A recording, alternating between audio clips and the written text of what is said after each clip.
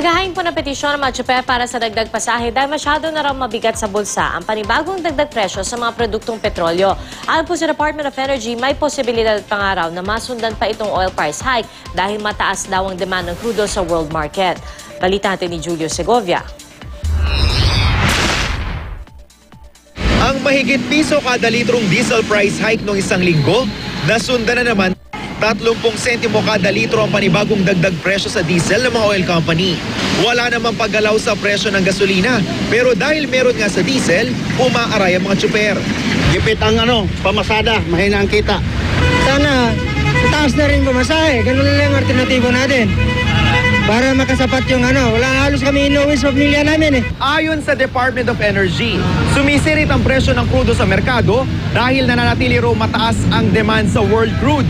Bunsod na rin ang winter season sa Amerika at ang pangamba ng ilang oil traders na baka magkaroon ng supply disruption kasunod ng kaguluhan sa Yemen. Hindi tuloy isinasantabi ng Department of Energy o DOE ang posibilidad na masundan pa ang oil price hike. Dahil winter season, may nakikita tayong increase na requirement.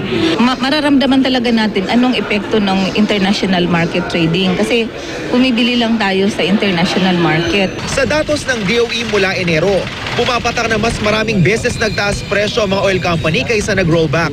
Kaya mas malaki na rin ang nadagdag sa litro ng gasolina na umabot sa mahigit 2 piso. Habang mahigit 4 na piso naman ang itinaas ng diesel. Sa ngayon, halos 46 pesos na ang litro ng diesel, habang mahigit 54 pesos naman ang gasolina, depende sa klase. Kaya wala na raw makakapigil sa mga tsuper sa paghahain ng petisyon sa LTFRB para sa dagdag pasahe. Nagkasundo na ang iba't ibang transport group sa hiling na 2 pisong dagdag sa minimum fare na 8 pesos. At habang dinidinig ang petisyon, nais nilang ipagkaloob ang 50 centavos provisional increase. Dahil deregulated ang industriya, ang tangi lang daw magagawa ng DOE, payuhan ng mga motorista na magtipid sa konsumo ng petrolyo.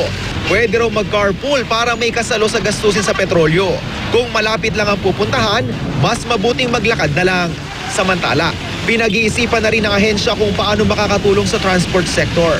Iisip din ng gobyerno kung talagang tumataas at tataas pa yan, nagkukuros na ito lahat, tinitingnan kung ano yung pwedeng mitigation.